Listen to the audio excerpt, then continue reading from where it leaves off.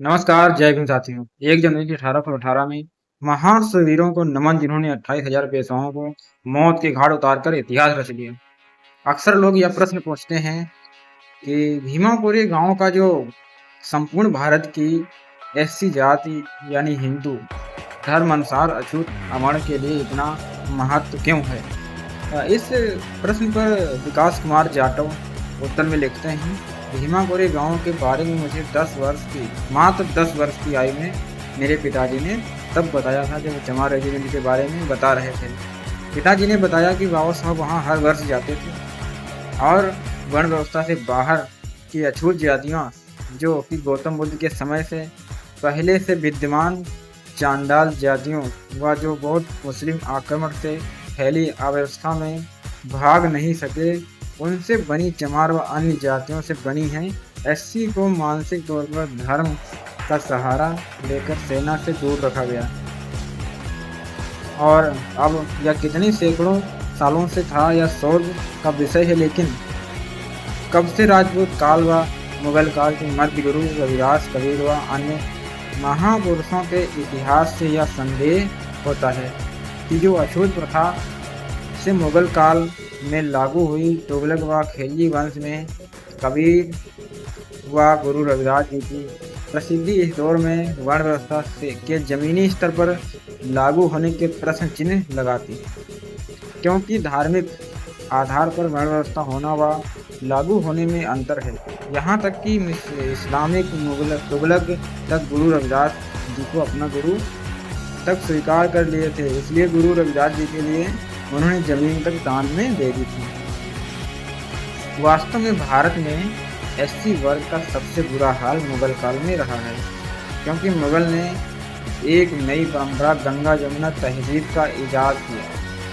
जिसमें मुगलों ने ब्राह्मणों की उच्चता स्वीकार की और वायदा किया कि जो उनकी वर्ण व्यवस्था जिसमें वर्तमान की ओबीसी जातियों की सेवक की स्थिति में कोई दखल नहीं देगा और चांडाल जातियों व बौद्ध से बनी चमार व अन्य जातियों को गांव से बाहर ही रखेंगी। इसके बदले वर्ण व्यवस्था के सर्वोच्च वर्ण द्वारा मुगलों का विरोध नहीं किया जाएगा। यह ही नहीं यमुना तहजीब कहलाई, यूं ही नहीं जमुना तहजीब कहलाई। और आगे लिखते हैं, अंग्रेज आए, उन्होंने बड़ी बारीकी से भारतीय समाज का अवलोकन 200 साल से ऊपर तक किया और इस निर्णय पर आए कि यह सर्वविदित नियम है कि युद्ध केवल बलशाली सैनिक ही लड़ सकते हैं और बलशाली के लिए वो जातियां जो कि मांस का सेवन करती हैं, वो जातियां गांव से बाहर अछूत बताकर रहने को मजबूर हैं। इसलिए अंग्रेजों ने अपनी सेना में भारत की अछूत जातियों को शामिल कर लिया और शुरू किया पूरा उत्तर भारत चमार व उसकी उपजातियां जो पश्चिम भारत चमार व सफाई कार्यों से जुड़ी जातियों व बंगाल चांडाल जातियों जो सात अन्य एससी जातियों व मध्य व महाराष्ट्र महार जातियों के सहारे जीत लिया। सीधी सी बात है, पुणे के में पेशवाओं ने आदेश दिया कि अछूत जातियां गले में मटकी व पीछे झाड़ू बांध कर रहेंगी, जिसके रास्ते से गुजरे वो पीछे लगी झाड़ू साफ करती जाए, जिससे रास्ता अपवित्र ना हो सके। सोचिए, अंग्रेज आए, उन्होंने इस अछूत जातियों को कहा कि मटकी झाड़ू फेंको, हमारी सेना में शामिल हो जाओ। और उन्होंने अंग्रेजों को महत्व भी दिया। उन्होंने मनोबल बढ़ाया, सम्मान के लिए लपक लिए और पेशवाओं को उखाड़ फेंक दिया। सोचिए, अब गलती किसकी है, पेशवाई की या अछूत जातियों की? पूरे पश्चिम उत्तर पश्चिम मध्य भारत में मुगलों को उखाड़ फेंकने के लिए अंग्रेजों ने अछूत जातियों को यथा चमार मजहमी दुसाद व अन्य अछूत जातियों का सहारा लिया।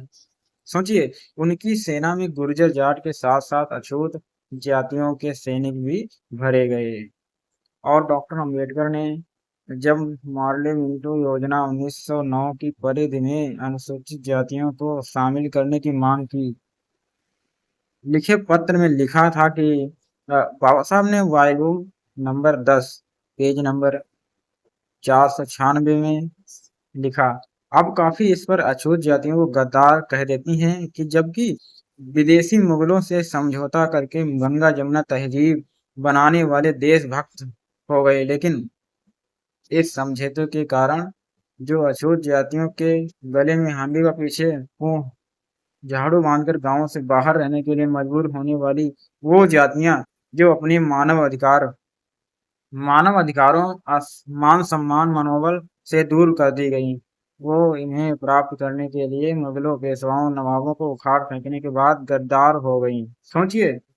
इसे ही कहते हैं शास्त्रों के किसी कोने में धूर्तता कहा गया है, इसी को कहा गया है। ये समझने की बात है आप।